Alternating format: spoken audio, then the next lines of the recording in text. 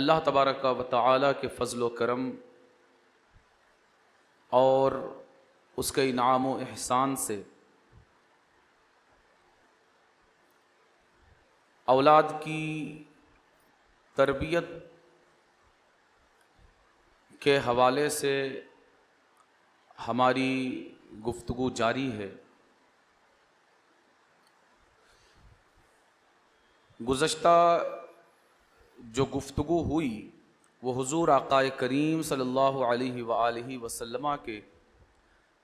مبارک فرمان کی روشنی میں ہم نے اولاد کی تربیت میں ماں باپ کے کردار کی اہمیت کو سمجھنے کی کوشش کی کہ ماں باپ اولاد کی تربیت میں ماں باپ کے پلان کیے بغیر، ان کے کسی ارادے کے بغیر، ان کی خواہش اور ان کی چاہت کے بغیر، یعنی ماں باپ اگر نہ چاہیں تو بھی، ارادہ نہ کریں تو بھی، کوئی پلان نہ کریں تو بھی، ماں باپ بغیر کچھ چاہے اور بغیر کچھ کیے بھی اپنی اولاد پر یہ اتنا اثر انداز ہوتے ہیں کہ اپنے بچوں کی فطرت پر پردہ ڈال دیتے ہیں کہ سرکار نے فرمایا کل مولود یولد علی الفطرہ فابواہ یہودانہ او ینصرانہ او یمجسانہ، کہ ہر بچہ یہ فطرت پر پیدا ہوتا ہے، پھر اس کے ماں باپ اسے یہودی یا نصرانی یا مجوسی بنا دیتے ہیں۔ اگر فطرت پر بچے برقرار رہتے تو ہر ملک اور ہر سرزمین اور ہر گھر میں پیدا ہونے والا بچہ جب فطرت پر پیدا ہو رہا ہے تو ہمیں ساری دنیا میں فطرت اسلام کے علاوہ کوئی اور رنگ انسانوں کے درمیان نظر نہیں آتا، لیکن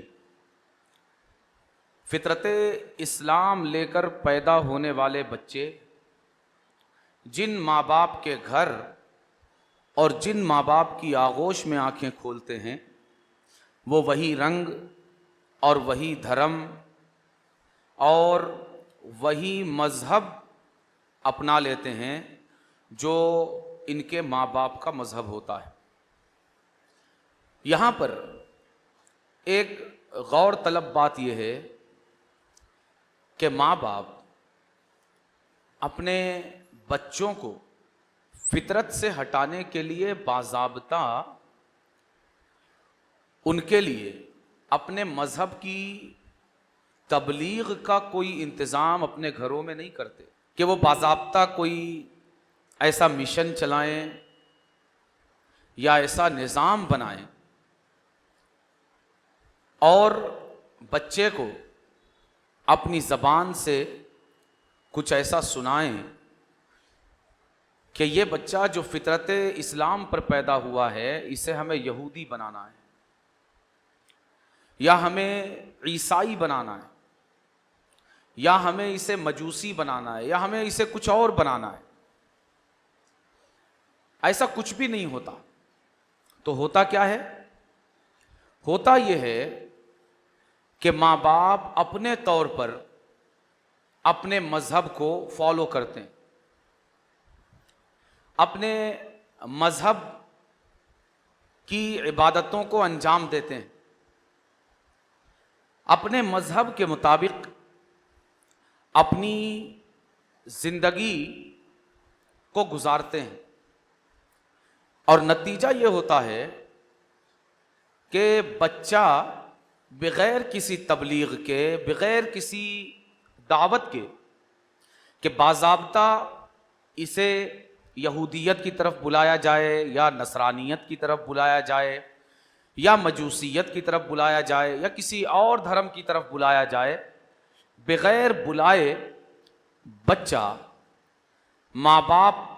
کے دھرم اور ان کے مذہب کے رنگ میں خود بخود ڈھل جاتا ہے۔ حقیقت یہ ہے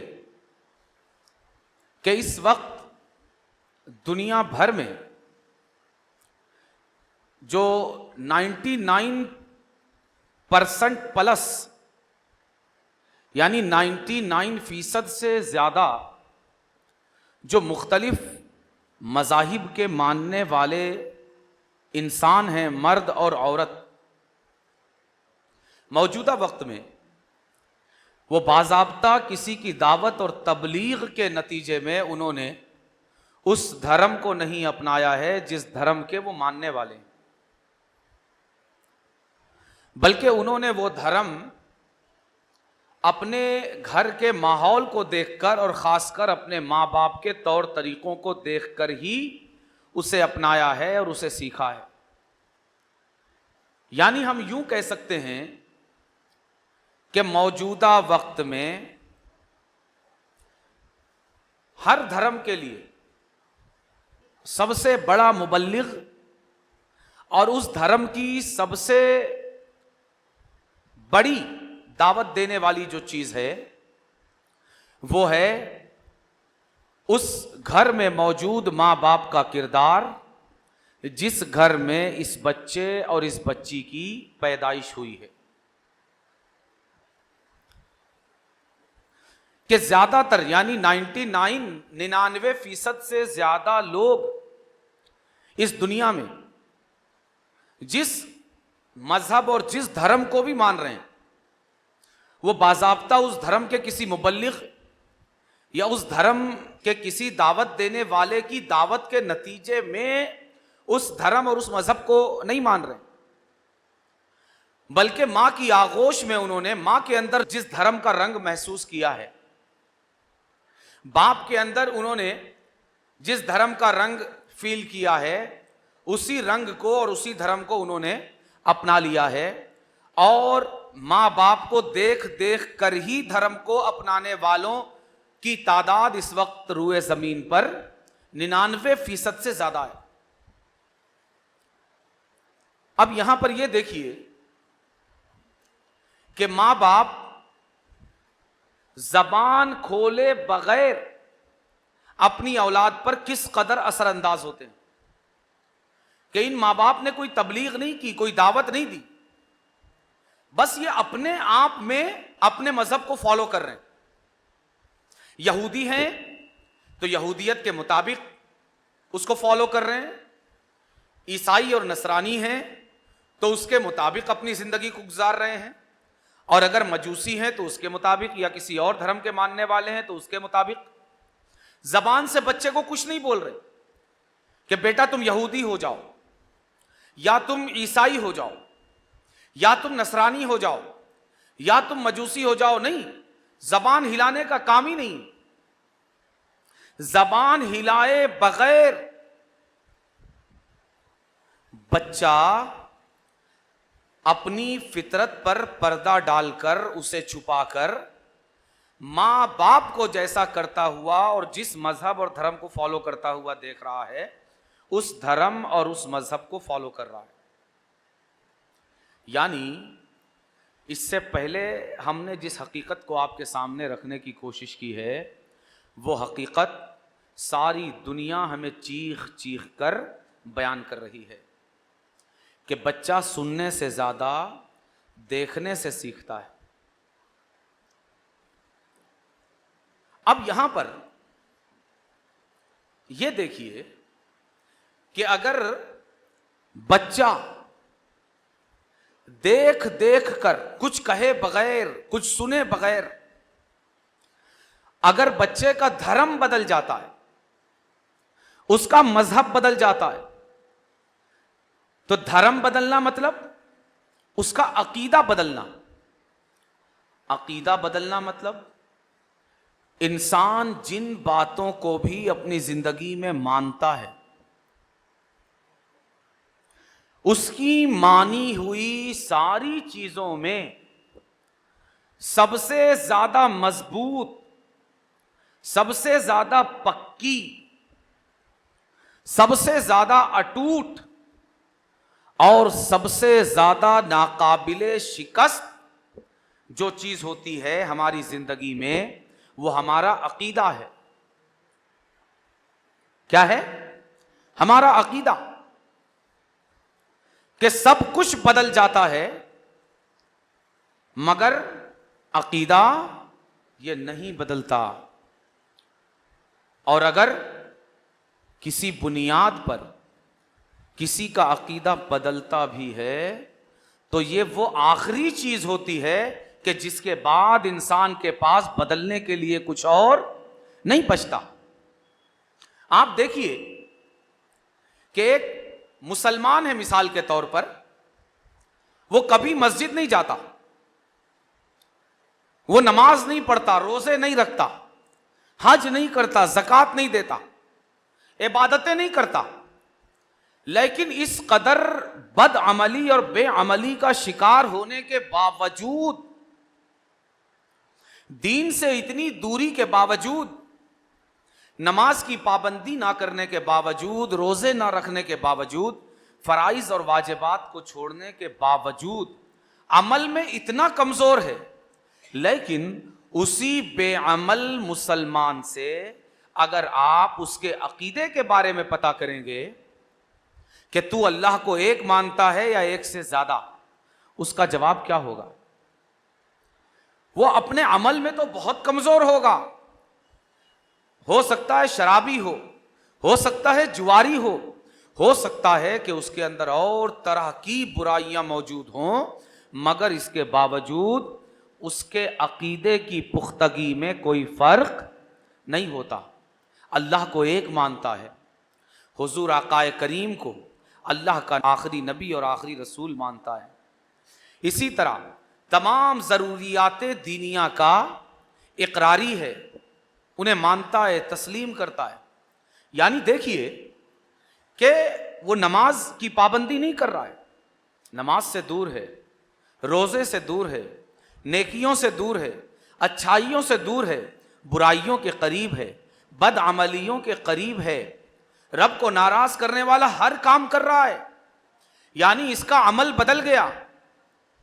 اس کی نیکیاں برائیوں سے بدل گئیں، مگر اس کے باوجود اس کا عقیدہ نہیں بدلا، سب کچھ بدل گیا، یعنی اس کے پاس مسلمان کہلانے کے لیے عقیدے کے علاوہ کوئی اور چیز نہیں بچی ہے، مگر اس کے باوجود سب کچھ بدل گیا مگر عقیدہ جوں کا توں موجود ہے۔ یعنی انسان کے اندر سب کچھ بدل جاتا ہے، سب کچھ، مگر عقیدہ نہیں بدلتا، اور اگر بدلا بھی تو پھر انسان کے اندر بدلنے والی یہ آخری چیز ہوتی ہے جس کے بعد اس کے پاس بدلنے کے لیے کچھ اور نہیں بچتا۔ اب یہاں ٹھہر کر پوری سنجیدگی اور پورے سیریسنس کے ساتھ ہم یہ دیکھنے کی کوشش کریں کہ ماں باپ کے بولے بغیر انسان فطرت میں جو چیز لے کر پیدا ہوا ہے اگر اس پر پردہ پڑ جاتا ہے، ماں باپ کے زبان ہلائے بغیر اگر بچوں اور بچیوں کا عقیدہ بدل جاتا ہے تو جن کے زبان ہلائے بغیر عقیدہ بدل جائے، دھرم بدل جائے، مذہب بدل جائے، کیا ان کے زبان ہلائے بغیر بچوں کی عادتیں نہیں بدل سکتی؟ بچوں کے طور طریقے نہیں بدل سکتے؟ بچوں کے اخلاق نہیں بدل سکتے؟ اگر ماں باپ کی خاموشی اور خاموش عمل یہ عقیدے جیسی مضبوط، کٹھور پکی اور پختہ اور ناقابل شکست چیز بدل جا رہی ہے تو عادت تو اس سے کمزور چیز ہے، اخلاق اس سے کمزور چیز ہے، طور طریقہ چال ڈھال اس سے کمزور چیز ہے۔ اگر یہ پتھر سے زیادہ مضبوط چیز ماں باپ کا خاموش عمل بدل دیتا ہے تو اس سے زیادہ کمزور چیزیں ماں باپ کے عمل کے ذریعے کیوں نہیں بدل سکتی؟ اسی لیے سرکار نے فرمایا کہ ماں باپ فطرت پر پردہ ڈال دیتے ہیں تو اس امت کو بچوں کی عادتوں کے بدلنے، ان کے طور طریقوں کے بدلنے، ان کے اخلاق کے بدلنے، ان کی چال ڈھال کے بدلنے میں ماں باپ کے کردار کو ضرور سمجھنا چاہیے کہ اگر عقیدہ خاموش عمل سے بدل جاتا ہے تو پھر دوسری چیزیں کیوں نہیں بدل سکتی؟ اور یہ اثر ہے ماں باپ کے خاموش عمل کا۔ اگر ماں باپ زبان بھی کھولیں اپنے عمل کے مطابق، سمجھانے کی بھی کوشش کریں، بتانے کی بھی کوشش کریں، تو پھر آپ اندازہ لگائیے کہ بچوں کی کتنی بہترین اور خوبصورت اور نیک راستے کے مطابق بچوں کی تربیت ہم خود اپنے گھروں میں کر سکیں گے، اور ہمارے بچے کس طرح کے نیک اخلاق اور بہتر عادات و اطوار کے مطابق پروان چڑھیں گے۔ اس لیے ہمیں سب سے پہلے، اب جب یہاں پہنچ کر یہ بات ہمیں معلوم ہو گئی کہ ہمارا خاموش عمل، ہم جس کے بارے میں سمجھتے ہیں کہ کوئی اس کا نوٹس نہیں لے رہا ہے، کوئی اسے نوٹ نہیں کر رہا ہے، کوئی اس پر دھیان نہیں دے رہا ہے، ہمارا یہ خاموش عمل بھی کوئی نوٹ کر رہا ہے۔ ہمارا یہ خاموش عمل، ہمارے بولنے کا انداز، ہمارے بات کرنے کا انداز، ہمارے اخلاق، ہماری اپنی عادتیں، کھانے کا انداز، ہنسنے کا انداز، رونے کا انداز، ہمارے غیظ و غضب، غصے کا انداز، ہماری خوشی کا انداز، ہمارے ہنسنے رونے کا انداز، ہمارے چلنے پھرنے اٹھنے بیٹھنے کا انداز، اگرچہ ہم اپنے ان انداز میں سے کسی بھی انداز سے کسی کو کچھ سکھانا نہیں چاہتے، مگر یقین جانیے آپ کے گھر میں موجود آپ کو دیکھنے والے بہت سارے لوگ آپ کے اس خاموش عمل سے بڑی ہی خاموشی کے ساتھ بہت کچھ سیکھ رہے ہیں۔ وہ ان کو دیکھ کر آپ کی خاموشی کے ساتھ، آپ کی ہنسی کو دیکھ کر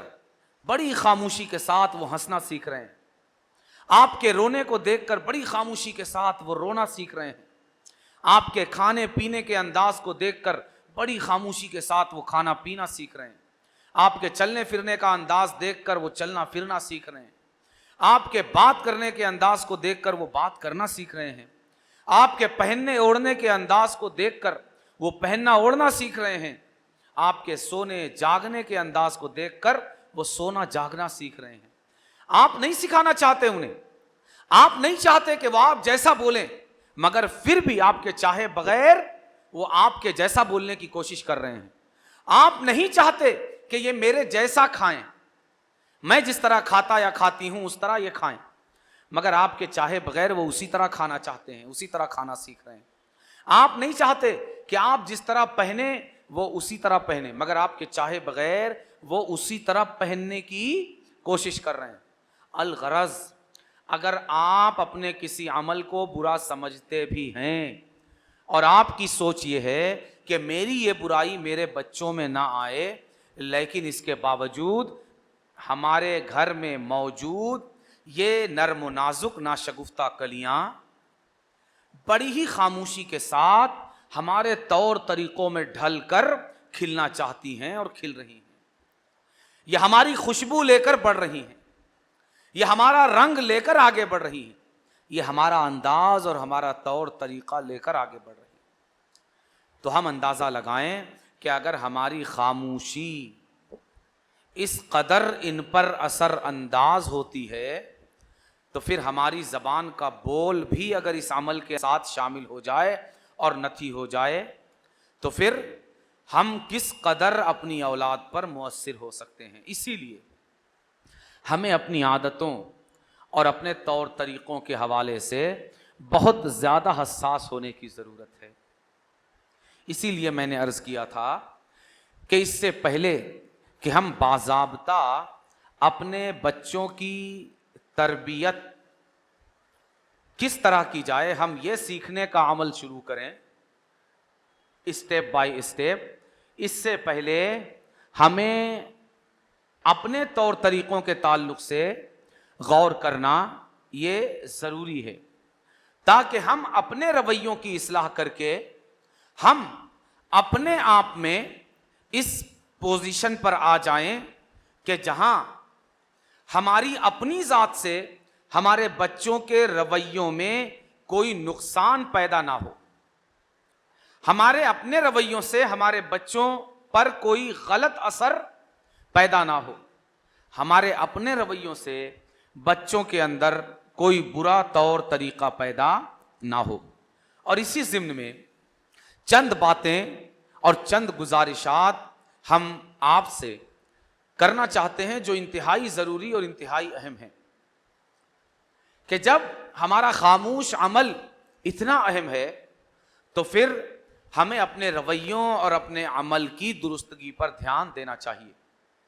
کہ ہر چیز ہمارے بچوں کے اندر ہمارے رویوں کے ذریعے منتقل ہونے والی ہے۔ تو ہمیں سب سے پہلے اپنے ایمان پر غور کرنا چاہیے کہ ہمارا ایمان اور ہمارا عقیدہ یہ کیسا ہے، اس لیے کہ ہمارا ایمان، ہمارا عقیدہ، رب پر ہمارا بھروسہ، رب پر ہمارا یقین، یہ جس درجے کا ہوگا، جس کیفیت کا ہوگا، جس مضبوطی یا جس کمزوری کے ساتھ ہوگا، اسی طرح کا عقیدہ اور ایمان ہمارے بچوں کے اندر بھی منتقل ہوگا۔ اس لیے ہمیں سب سے پہلے اپنے ایمان اور اپنے عقیدے کا جائزہ لینا چاہیے کہ ہمارے رب پر ہمارا ایمان اور ہمارا بھروسہ کس درجے کا ہے، مصیبتوں میں ہم کیسا ری ایکٹ کرتے ہیں، ہر کام میں، ہر مصیبت، ہر پریشانی، ہر خوشی، ہر غم میں ہم اپنے رب کی طرف نگاہ اٹھا کر دیکھتے ہیں یا نہیں؟ اگر خوشی آئی تو ہم خوشی کو اپنے رب کی جانب سے جانتے ہیں یا نہیں؟ اپنے اوپر آنے والی ہر نعمت کو اپنے رب کی عطا جانتے ہیں یا نہیں؟ ہر مصیبت اور ہر پریشانی میں ہم اپنے رب کی طرف رجوع کرتے ہیں یا نہیں؟ ہم بے صبرے تو نہیں ہو جاتے؟ ہم یہ تو نہیں کہتے کہ بھائی ایسا ہم نے کیا کیا ہے کہ ہمارے رب نے ہمیں ان پریشانیوں میں گرفتار کر دیا ہے، ہم نے ایسا کیا کیا، ہم سے ایسا کیا ہو گیا کہ ہم پر اس طرح کی مصیبتیں اور پریشانیاں آ گئی ہیں؟ کہیں ہم اپنے رب کی بارگاہ میں بے صبری کا اظہار تو نہیں کرتے؟ اس لیے ہمیں اپنے ایمان اور اپنے عقیدے کا جائزہ لینا ضروری ہے کہ ہر حال میں ہم اپنے رب کا شکر ادا کریں کہ مولا جس حال میں تو نے رکھا ہے تیرا شکریہ۔ جب ہماری اولاد پوری خاموشی کے ساتھ ہمارے اس رویے کو دیکھے گی کہ ہماری ماں اور ہمارے باپ کا ایمان، عقیدہ، رب پر بھروسہ اتنا مضبوط ہے کہ وہ ہر کام میں اپنے رب کی طرف دیکھتے ہیں، کپڑے پہنتے ہیں الحمدللہ کہتے ہیں مولا تیرا شکریہ، تیرا کرم، تیری عطا کہ تو نے یہ خوبصورت کپڑے عطا کیے، کھانا کھاتے ہیں تو الحمدللہ کہتے ہیں مولا یہ اناج، یہ خوراک تو نے عطا کی، تیرا شکریہ۔ جب وہ یہ دیکھیں گے کہ کوئی کام انہوں نے انجام دے دیا، کہتے ہیں الحمدللہ مولا یہ کام تیرے کرم سے انجام پایا، تیرا شکریہ۔ جب ہر کام کے بعد، ہر کام کی تکمیل کو جب وہ رب کی ذات، رب کے کرم سے، رب کے شکر سے جوڑتا ہوا ماں باپ کو دیکھیں گے تو ایمان کی یہ پختگی اور ایمان کی یہ مضبوطی آپ کے بولے بغیر آپ کے بچوں کے اندر منتقل ہوگی، اور آپ کا یہ خاموش عمل بچوں کے ایمان کو مضبوط کرنے میں سب سے بڑا مبلغ اور سب سے بڑا داعی بن جائے گا۔ اور جب یہ بڑے ہوں گے تو ان کے ایمان کے اندر بھی پختگی کی، مضبوطی کی وہی بہاریں ہوگی جو آپ کے ایمان کے اندر انہیں نظر آ رہی تھی۔ آپ دیکھیں کہ ہمارا ایمان اگر مضبوط ہوگا تو ہم خاموشی کے ساتھ اپنے بچوں کے اندر اپنے ایمان کی یہ مضبوطی ہم داخل کر پائیں گے۔ اسی طرح ہم عبادتوں کو فرائض اور واجبات کو ان کے وقت پر ادا کرنے کی کوشش کریں. نماز کی پابندی، رمضان میں روزوں کی پابندی، ڈیلی بیسس پر قرآن کریم کے کچھ نہ کچھ حصے کی تلاوت کی پابندی، اسی طرح اور جو فرائض اور واجبات ایک مسلمان مرد اور عورت پر عائد ہوتے ہیں اللہ کی طرف سے، اس کی پابندی. یقین جانیے آپ اگر نماز کی پابندی کرتے ہیں، آپ اگر قرآن کی تلاوت کی پابندی کرتے ہیں، آپ اگر رمضان میں روزوں کی پابندی کرتے ہیں، آپ اگر عبادات کو ان کے اوقات میں ادا کرتے ہیں، تو یقین جانیے کہ آپ کی کسی زبانی تبلیغ کے بغیر آپ کا یہ بچہ پوری خاموشی کے ساتھ جیسے جیسے پروان چڑھے گا اس کے اندر بھی عبادتوں کی پابندی کا یہ عمل پروان چڑھے گا، اور آپ کی خاموش تبلیغ اسے ایک عبادت گزار مسلمان بنا دے گی. لیکن اگر یہ بچہ، یہ بچی اپنے ماں باپ کو نماز چھوڑتا ہوا دیکھے گا یا دیکھے گی، ہمارے بچے اگر اپنے ماں باپ کو روزانہ فجر کے وقت میں سوتا پڑا ہوا دیکھیں گے، اگر ہمارے بچے اپنے ماں باپ کو کبھی قرآن کریم کو ہاتھ لگاتا ہوا نہیں دیکھیں گے، تو پھر آپ یہ امید مت رکھیے کہ آپ نماز نہیں پڑھیں گے اور انہیں نماز پڑھنے کے لیے کہیں گے تو یہ نمازی بن جائیں گے. آپ قرآن کی تلاوت نہیں کریں گے اور انہیں قرآن کی تلاوت کا حکم دیں گے تو یہ قرآن کی تلاوت کرنے لگیں گے. آپ رمضان میں روزے نہیں رکھیں گے بلا عذر اور ان کو روزوں کے لیے کہیں گے تو یہ روزے رکھنے لگیں گے. ایسا نہیں ہو سکتا،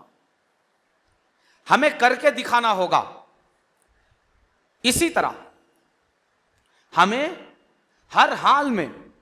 سچ بولنے کی عادت اپنے اندر ڈالنی ہوگی.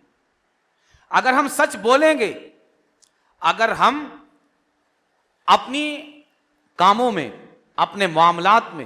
سچائی کو اپنائیں گے تو پھر ہمیں اپنے بچوں کو یہ بتانے کی ضرورت نہیں پڑے گی کہ بیٹا سچ بولا کرو، سچ بولنا یہ اللہ کو پسند ہے. نہیں، بلکہ آپ کا سچ بولنا، آپ کی راست بازی اور آپ کی سچائی خاموشی کے ساتھ آپ کے بچوں کو راست باز بنا دے گی اور سچ بولنے والا بنا دے گی، جھوٹ سے نفرت کرنے والا بنا دے گی. لیکن آپ چاہیں کہ میں اپنے بچوں کے سامنے رات دن جھوٹ بول رہا ہوں یا جھوٹ بول رہی ہوں اور اس کے باوجود میرے بچے راست باز ہوں، سچ بولنے والے ہوں، تو ایسا نہیں ہو سکتا. اسی طرح کسی مشکل میں ہم گر جائیں تو پریشانیوں میں ہمیں سنجیدگی کا اظہار کرنا کہ کسی مشکل کو کس طرح فیس کرنا ہے. کیا ہمیں پاگلوں کی طرح چلم پکار کرنا ہے، چیخو پکار کرنا ہے، یا سنجیدگی کے ساتھ اس مصیبت اور اس پریشانی کو فیس کرنا ہے، اس کا سامنا کرنا ہے. آپ جس طرح کسی پریشانی کو فیس کریں گے اسی طرح آپ کا یہ بچہ بھی پریشانیوں کو اور مشکلات کو اور چیلنجز کو فیس کرنا سیکھے گا. آپ اگر بے صبری کا اظہار کریں گے تو آپ کا یہ بچہ بھی ان پریشانیوں میں بے صبری کا اظہار کرے گا. اور اگر آپ سنجیدگی کے ساتھ ان چیلنجز کا سامنا کریں گے تو آپ کا بچہ بھی سنجیدگی کے ساتھ ان مصیبتوں کو فیس کرنے کے لیے تیار ہوگا. اسی طرح کسی بھی پریشانی اور مشکل کو ہم سیکھنے کا ذریعہ سمجھیں کہ کوئی بھی پریشانی اور کوئی بھی مصیبت، کوئی بھی تنگی یہ ہمیں کچھ سکھانے کے لیے آتی. یہ دنیا اصل میں ایک بہت بڑی یونیورسٹی ہے جہاں ہر خوشی، ہر غم، ہر پریشانی، ہر مشکل ہمیں کچھ نہ کچھ سکھا کر جاتی ہے. اسکول سے زیادہ، کالج سے زیادہ، یونیورسٹی سے زیادہ پریشانیاں ہمیں سکھاتی ہیں. تو ہم پریشانیوں کو اس طرح لیں کہ یہ سیکھنے کا ذریعہ ہے. اگر ہم پریشانیوں کو اس طرح لیں گے تو ہمارے بچے بھی ہم سے یہ سیکھ کر پریشانیوں میں بہتر ریئیکٹ کرنے کی انہیں تعلیم ملے گی، اور وہ پریشانیاں اگر ان کی زندگی میں خدا نخواستہ آتی ہیں تو وہ بہتر طریقے سے रिएक्ट कर सकेंगे। इसी तरह दूसरों की मदद करने का जज्बा, कि दूसरों की मदद करने का जज्बा, अपनी मदद, अपनी भलाई तो हर एक चाहता है, और ये इंसान ही नहीं बल्कि अल्लाह ने ये जज्बा जानवरों के अंदर भी रखा है कि जानवर भी अपने खाने का इंतजाम कर लेता है, जानवर भी अपने दुख दर्द का मदावा करने की कोशिश करता है, मगर इंसान की खूबी यह है कि वो दूसरों के दुख दर्द का भी साथी हो, दूसरों के दुख दर्द में भी शरीक हो। यह ना हो कि दूसरों के दर्द को और बढ़ाने की कोशिश करे, दूसरों के दुख को और गहरा करने की कोशिश करे, नहीं, बल्कि अगर हमसे हो सके तो हम दूसरों के दुख दर्द को बांटने की कोशिश करें, दूसरों के दुख दर्द में शरीक होने की कोशिश करें। अगर हमने अपने अंदर ये आदत और ये स्पिरिट पैदा की तो बड़ी खामोशी के साथ हमारे बच्चों को हमें सिखाना भी नहीं पड़ेगा, और हमारे बच्चों के सीने में एक दर्दमंद दिल परवान चढ़ेगा, जिस दिल के अंदर दूसरों के दुख दर्द में शरीक होने का जज्बा मौजूद होगा। इसी तरह अपने माँ बाप का अदब और एहतराम करना। कौन माँ बाप हैं जो ये नहीं चाहते कि उनकी औलाद उनका अदब और उनका एहतराम करे, उनकी ताअत और उनकी फर्मा बरदारी करे, उनकी खिदमत करे, उनका कहा माने, उनकी बात सुने, उनकी बात पर कान धरे। अगर हम ये चाहते हैं कि हमारे बच्चे हमारे मुतीओ फर्मा बरदार हों, हमारा कहा माने, हमारी खिदमत करें, हमारी ताअत और हमारी फर्मा बरदारी करें, तो इसके लिए हमें अपने अमल से उन्हें यह सिखाना पड़ेगा कि हम अपने घर में मौजूद अपने माँ बाप के साथ कैसे पेश आ रहे हैं, हमारे माँ बाप के साथ हमारा रवैया कैसा है, हमारे माँ बाप के साथ हमारी गुफ्तगू का अंदाज कैसा है, हमारे माँ बाप के साथ हमारा बर्ताव कैसा है, हमारे माँ बाप के साथ हमारा रवैया कैसा है। हमारा रवैया हमारे माँ बाप के साथ जैसा होगा, गैर शऊरी तौर पर हमारे बच्चे उसी तरह का रवैया अपने माँ बाप के साथ इख्तियार करेंगे। इसी तरह घर के दूसरे अफराद के साथ हमारा रवैया कैसा है, हमारे भाइयों के साथ, हमारी बहनों के साथ, और घर के दूसरे अफराद के साथ जो हमारे घर की चार दीवारी में रहते हैं, उनके साथ हम कैसा बर्ताव कर रहे हैं, उनके साथ हमारा कैसा रवैया है। हमारा रवैया दूसरे अफराद खाना के साथ जैसा होगा, उसी तरह हमारे बच्चों का रवैया अपने भाइयों और अपनी बहनों के साथ इसी तरह का रवैया उनका होगा, और वो इसी तरह का रवैया उनके साथ अपनाएंगे। इसी तरह बड़ी अहम बात कि मियाँ बीवी का आपस में ताल्लुक कैसा हो, घर में शौहर और बीवी, ये इंतहाई अहम मोड़ है जिंदगी का, जो बच्चों की जिंदगी पर इंतहाई हद तक मुअस्सिर होता है। कि घर में जो एक मर्द और एक औरत मियाँ बीवी, शौहर और बीवी के तौर पर मौजूद हैं, इनका ताल्लुक और इनका रवैया आपस में कैसा है। इनका रवैया आपस में ये बच्चों पर बड़ा असर अंदाज होता है, बच्चों की बुनियाद बनाता है, रवैयों की बुनियाद बनाता है, अखलाक की बुनियाद बनाता है,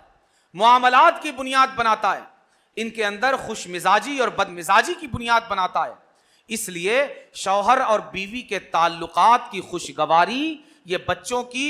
खुश अखलाकी में संगे मील और संगे बुनियाद का किरदार अदा करते हैं। इसलिए मियाँ बीवी के ताल्लुकात जो आपसी हैं, उनकी खुशगवारी ये इंतहाई अहम है और बच्चों की जिंदगी में बहुत मैटर करती है। हत्ता कि आगे चलकर ये बच्चे जो आज बच्चे हैं, ये जब मुस्तकबिल में शौहर और बीवी बनेंगे, उस वक्त इनकी जिंदगी में वो मरहले जो इन्होंने अपने माँ बाप की जिंदगी में बतौर उनके शौहर और बीवी होने के जो रवैये देखे हैं, वो रवैये इनकी जिंदगी में बड़े असरअंदाज होने वाले हैं। इसलिए मियाँ बीवी का आपस में ताल्लुक, एक खुशगवारी का ताल्लुक, एक सीखने और सिखाने का ताल्लुक, ये इंतहाई अहम किरदार हमारे बच्चों की जिंदगी में अदा करता है। इसलिए ہم کوئی بھی ایکٹ کرنے سے پہلے، زبان کھولنے سے پہلے، کوئی کام کرنے سے پہلے، کوئی انداز باہمی اختیار کرنے سے پہلے ہم یہ ضرور سوچیں کہ ہمارے بچوں پر ہمارے اس ایکشن کا کیا ری ایکشن ہوگا اور کیا اثر اس کا ہمارے بچوں پر پڑے گا۔ اسی طرح ہمارے اپنے تمام کاموں میں اخلاص اور سچائی، اللہ کے لیے کرنا، دکھاوے سے بچنا، مکاری سے بچنا، عیاری سے بچنا، فراڈ سے بچنا، کسی کو دکھانے کے لیے کرنا، اس سے بچنا، خالصۃ لوجہ اللہ، اپنے ہر کام کو انجام دینا، یہ بھی ہمارے بچوں کے اندر اخلاص کا جذبہ پیدا کرے گا۔ اسی طرح اگر ہمارے گھر میں یا باہر کوئی اگر ہمیں دین کی بات سکھائے، اللہ رسول کا کوئی حکم بتائے، تو جب تک ہمیں یہ معلوم نہ ہو کہ یہ اللہ رسول کا حکم ہے تب تک اس سے غفلت سمجھ میں آتی ہے، لیکن جیسے ہی یہ پتا چلے کہ یہ اللہ اور اس کے رسول کا حکم ہے، یہ ہمارے دین کی تعلیم ہے، فوراً ہمارا سر تسلیم میں جھک جانا، ہمیں اس کو قبول کر لینا، یہ بھی ہمارے بچوں کی زندگی میں بڑا مثبت رویہ پیدا کرنے والی چیز ہے کہ رب کا نام سنا، فوراً سر تسلیم خم کر دیا۔ مثال کے طور پر فلاں کپڑا مجھے بہت پسند ہے، لیکن مجھے کسی نے بتایا جس طرح کا یہ کپڑا ہے یہ اللہ و رسول کو پسند نہیں ہے، ہمارے دین کو پسند نہیں ہے، ہم نے فوراً اپنی پسند کو کنارے کر کے پھینک دیا اور اس کپڑے کو ہم نے ریجیکٹ کر دیا کہ اگر اللہ و رسول اس کو پسند نہیں کرتے تو ہم بھی پسند نہیں کریں گے۔ آپ کا یہ عمل آپ کے بچوں کے اندر سالوں سال آپ اپنی زبان سے اگر اللہ و رسول کے حکم پر عمل کرنا سکھائیں تو وہ اثر پیدا نہیں ہوگا جو اثر آپ کا یہ عمل آپ کے بچوں کے اندر پیدا کرے گا۔ اسی طرح دینی کاموں میں دلچسپی لینا، مذہبی کاموں میں دلچسپی لینا، کہ ایک دنیا کی مصروفیات ہمارے سامنے آ گئی اور ایک دین کی مصروفیات۔ اب جب دونوں مصروفیتوں کا ٹکراؤ ہوا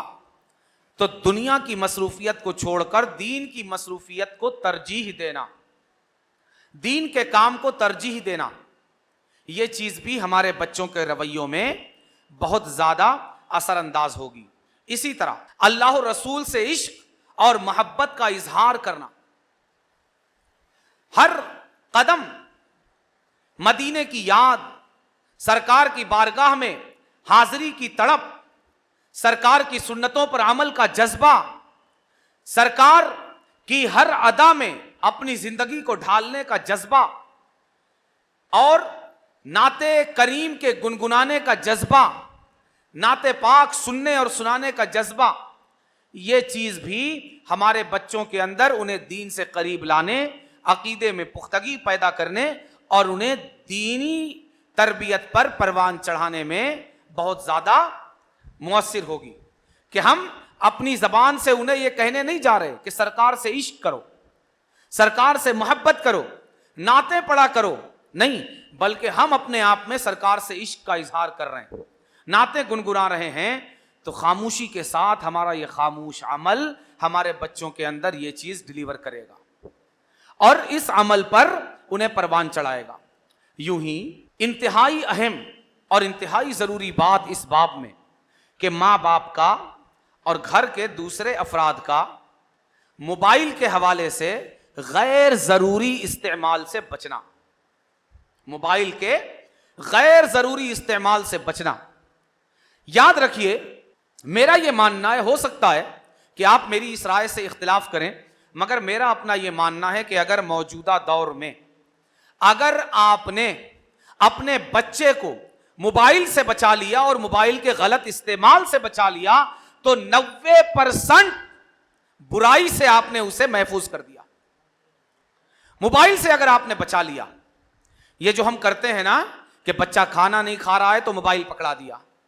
کپڑے نہیں پہن رہا ہے تو موبائل پکڑا دیا، اگر ہمیں کسی کام سے جانے نہیں دے رہا ہے کہیں، موبائل پکڑا دیا، اگر ہمیں اسے کہیں اس سے چھپ کر نکلنا ہے یا اس سے چھپ کر کوئی کام کرنا ہے یا اس کو غفلت میں رکھ کر کوئی کام کرنا ہے، موبائل پکڑا دیا. آج وقتی طور پر اس کے ساتھ یہ عمل ہمیں اچھا لگ رہا ہے، مگر یاد رکھیے کہ 90% برائیاں، 90% برائیاں اسی راستے سے موجودہ نسلوں میں پروان چڑھ رہی ہیں. اس لیے آپ اس کو ہلکے میں مت لیجئے کہ کھانا نہیں کھا رہا تھا تو موبائل پکڑا دیا، رو رہا تھا تو موبائل پکڑا دیا. نہیں، دوپہر نہیں کھائے گا شام میں کھا لے گا، شام میں نہیں کھائے گا رات میں کھا لے گا، رات میں نہیں کھائے گا صبح کھا لے گا. لیکن اگر اس طرح سے آپ نے کھانا کھلانے کے لیے موبائل کی عادت ڈال دی، کپڑا پہنانے کے لیے موبائل کی عادت ڈال دی، آپ کو کہیں جانے کے لیے چھوڑ نہیں رہا تھا موبائل کی عادت ڈال دی، تو یاد رکھیے یہ آپ نے موبائل کی عادت نہیں ڈالی بلکہ اپنے ہاتھ سے اسے شیطان کی گود میں بٹھا دیا. اب اسے شیطان بننے سے کوئی چیز روک نہیں سکتی. اس لیے ماں باپ اور گھر کے دوسرے افراد اس حوالے سے ہوش کے ناخن لیں کہ موبائل کا غیر ضروری استعمال، اسی طرح گھر میں اگر ٹی وی ہے، گھر میں اگر اس طرح کے دوسرے آلات ہیں تو ان کا غیر ضروری استعمال، رب کو ناراض کرنے والا استعمال، یہ صرف آپ پر غلط طریقے سے اثر انداز نہیں ہوگا بلکہ آپ کی اولاد کے رویوں اور ان کی تربیت کو بھی بری طرح ڈیمیج کرے گا اور بری طرح ان پر بھی برا اثر ڈالے گا اور پیدا کرے گا. اسی طرح ایک بہت کامن چیز جو ہمارے اندر بڑے دبے پاؤں، بلکہ ہم اسے خوبی سمجھتے ہیں، انٹرٹین کرتے ہیں اسے. ہم کیا چیز؟ کسی کی پیٹھ پیچھے اس کی کھچائی کرنا. ہم اپنے بچوں کے ساتھ بیٹھے ہوئے ہیں، ہمارے پاس کوئی بیٹھا ہے، کوئی بات کر کے ہمارے پاس سے اٹھا اور چلا گیا. اس شخص کے، اس مرد یا اس عورت کے جانے کے بعد ہم اس کے پیٹھ پیچھے اس کی کھچائی کر رہے ہیں اور ہمارے بچے بڑی خاموشی کے ساتھ اسے اپنے اندر جذب کر رہے ہیں. واہ، کتنا مزہ آتا ہے کسی کے پیٹھ پیچھے اس کی برائی کرنے میں. اب دیکھیں، آپ تو یہ برائی اپنے بچے یا بچی کو بول کر نہیں سکھا رہے ہیں کہ بیٹا کسی کے جانے کے بعد اس کے پیٹھ پیچھے اس کی کھچائی اور اس کی برائی کی جائے، نہیں، مگر آپ کے بولے بغیر غیر شعوری طور پر آپ کے بچے کے اندر آپ کی یہ برائی آٹومیٹیکلی منتقل ہو رہی ہے. اسی طرح کسی کے پیٹھ پیچھے کسی پر ہنسنا، کسی کے کپڑوں پر، کسی کے لباس پر، کسی کے بات کرنے کے انداز پر، کسی کے چلنے کے انداز پر، کسی کے ہنسنے اور رونے کے انداز پر، کسی کے کھانے سونے اٹھنے بیٹھنے کے انداز پر، یہ چیز بھی دبے پاؤں آپ کے بچوں کے اندر منتقل ہوگی. آپ کو اس سے بھی بچنا پڑے گا. اسی طرح حسد، جلن، چغلی، کینہ، کپٹ جو ہمارے یہاں بہت عام ہے. ہم کھانا اتنا نہیں کھاتے جتنا چغلی کھاتے ہیں. ہم اپنے اوپر اللہ کی کسی نعمت سے اتنا خوش نہیں ہوتے جتنا کسی اور کے پاس موجود نعمت سے اس سے حسد کرتے ہیں. ہمیں اپنی طرف دیکھنے کی فرصت نہیں ہے جتنا دوسروں کی طرف دیکھنے کی ہم کوشش کرتے ہیں. نہیں، یہ وہ ناسور ہے جس نے ہمارے معاشرے کو برباد کر دیا ہے. ہمیں ان برائیوں سے بچنا پڑے گا، حسد سے، جلن سے، چغلی سے، کینے سے، بغض سے، عداوت سے، نفرت سے. اس ماحول سے نکلنا پڑے گا کہ اگر ہمارے اندر یہ ناسور موجود ہے تو بغیر اس کی تعلیم دیے یہ ناسور ہمارے بچوں کی زندگی کو خراب کر کے رہے گا. اسی طرح یوں ہی اگر ہم سے کبھی کوئی غلطی ہو جائے تو اس کو تسلیم کرنا، اسے ماننا، غلطی کو تسلیم کرنا، یہ چیز بھی ہمارے بچوں کے اندر ایک بہت پازیٹیو اور بہت مثبت اثر پیدا کرتی ہے کہ اپنی غلطی کو تسلیم کر لینا. کیوں؟ اس لیے کہ اللہ نے ہمیں معصوم پیدا نہیں کیا ہے. غلطی انسان سے ہی ہوتی ہے، فرشتوں سے نہیں ہوتی. اپنی غلطی کو تسلیم کرنا، اپنی کمی اور اپنی کوتاہی کو تسلیم کرنا. کیوں؟ اس لیے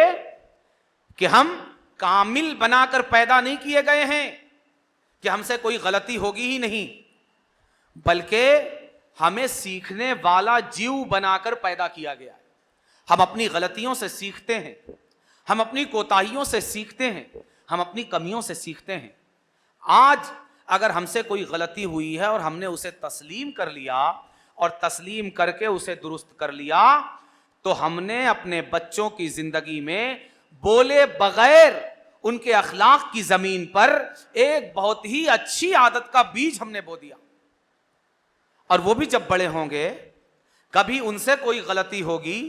تو انہوں نے جو اپنی ماں اور اپنے باپ کو دیکھا تھا کہ غلطی پر اڑے نہیں رہے، بلکہ جھک کر اسے تسلیم کر لیا اور تسلیم کر کے اس غلطی کو سدھارنے کی کوشش کی اور مزید اپنے آپ کو بہتر بنانے کی کوشش کی. یہی چیز ہمارے بچے بھی جب ہمارے اندر دیکھیں گے، ہم سے سیکھیں گے، آگے چل کر ان کی زندگی میں بھی اگر کوئی ایسا موڑ آیا تو وہ بھی اس پر عمل کرنے کی کوشش کریں گے. اسی طرح وقت کی پابندی، یہ ایک انتہائی اہم امر ہے ہماری زندگی میں اور سارے انسانوں کی زندگی میں، کہ وقت کی پابندی کرنا، ہر کام کو اس کے وقت پر ادا کرنا اور انجام دینا. اور خاص کر ہمارے دین اسلام نے وقت کی پابندی کے حوالے سے بڑی توجہ دی ہے کہ سب سے بڑا فرض، اہم الفرائض اور ام العبادات نماز، اسی طرح روزہ، اسی طرح حج، اسی طرح زکوٰۃ، ان تمام عبادات اور ان تمام فرائض و واجبات کو ہمارے دین نے وقت کے ساتھ جوڑ دیا ہے. وقت کے ساتھ جوڑ دیا ہے، اور وقت کے ساتھ جوڑ کر ہمیں یہ تعلیم دی ہے کہ جب رب کے فرائض کو، اس کے واجبات کو وقت کے ساتھ ادا کرنا ہے تو پھر تمہیں اپنے کاموں کو اپنی زندگی میں بھی وقت کے ساتھ جوڑنا چاہیے اور وقت کے ساتھ ادا کرنا چاہیے. اس لیے کہ وقت ایک ایسی چیز ہے کہ ہر چیز کو لوٹایا جا سکتا ہے مگر وقت کو کبھی لوٹایا نہیں جا سکتا. دوسری چیزیں اگر پوری نہیں تو تھوڑی واپس آ جائیں گی، لیکن وقت یہ پورا کیا تھوڑا بھی واپس نہیں آتا. اس کا ایک لمحہ، اس کی ایک ساعت، بلکہ جو پلک آپ نے جھپکا دی، آپ پلک جھپکانے کے اس عمل کو اتنا وقت بھی جو اس عمل میں لگا ہے اتنا وقت بھی آپ واپس نہیں لا سکتے. اس لیے وقت کی قیمت اگر ہم جانیں گے تو ہماری اولاد بھی وقت کی قیمت ضرور جانے گی. اسی طرح پڑوسیوں سے ہمارے تعلقات کیسے ہوں، ہمارے رشتہ داروں سے ہمارے تعلقات کیسے ہوں، یہ بھی ایک انتہائی اہم اور انتہائی ضروری حصہ ہے کہ جس کے ذریعے ہمارے بچوں کے اندر خاموش طور پر ایک اخلاقی بہتری ہم ان کے اندر پیدا کر سکتے ہیں. کہ رشتہ داروں کے ساتھ ہمارے تعلقات، پڑوسیوں کے ساتھ ہمارے تعلقات، کہ جس طرح ہماری اولاد ہمیں ان افراد کے ساتھ بیہیو کرتا ہوا دیکھیں گے، تعلقات کو نبھاتا ہوا دیکھیں گے، اسی طرح ہمارے بولے بغیر یہ بچے ان تعلقات کو آگے بڑھانے کی کوشش کریں گے. یہ میں نے چند اہم اور موٹی موٹی باتوں کی طرف اشارہ کرنے کی کوشش کی ہے. آپ مزید غور کر کے ہم میں سے ہر ایک ہماری زندگیوں، ہمارے عادات و اطوار اور ہمارے اخلاق اور کردار میں جو کمیاں ہیں ہم ان کو دور کر لیں، اس سے پہلے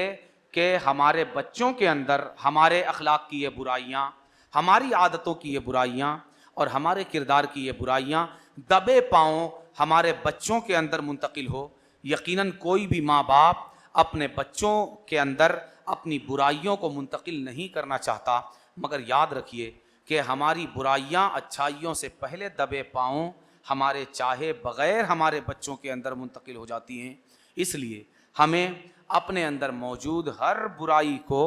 اپنی خاطر بھی اور اپنے بچوں کی خاطر بھی، اپنی آنے والی نسلوں کی خاطر بھی کل سے پہلے آج اور آج سے پہلے ابھی دور کر لینے کی ضرورت ہے، تاکہ وہ برائی جو ناسور بن کر ہماری زندگی کو تباہ اور برباد کر رہی ہے وہ ہمارے بچوں کی زندگی تک متعدی نہ ہو اور ان کی زندگی کو بھی تباہ و برباد نہ کرے۔ اللہ تبارک و تعالی ہماری اخلاقی برائیوں، ہماری عادات سے، ہمارے اطوار سے، ہماری چال ڈھال سے، ہمارے کردار اور ہماری سیرت سے ہر برائی کو اور ہر اس عمل کو جو اسے ناپسند ہے دور فرما دے، اور ہماری زندگی کو اچھائیوں کا گلدستہ بنا دے کہ جس کے ذریعے ہماری آنے والی نسلوں تک اچھائیاں منتقل ہوں، اور ہم خود اپنے نامہ اعمال کو اپنی بدعمالیوں کے ذریعے جو سیاہ کر رہے ہیں اللہ ہمیں اس سے بھی بچا لے، اور ہماری بدعمالیوں کے ذریعے ہماری اولاد اور ہماری نسلوں کے کردار اور اخلاق جو بگڑ رہے ہیں اللہ تبارک و تعالی اس خاموش عمل سے بھی ہمیں نجات عطا فرما دے۔ وما علینا الا البلاغ۔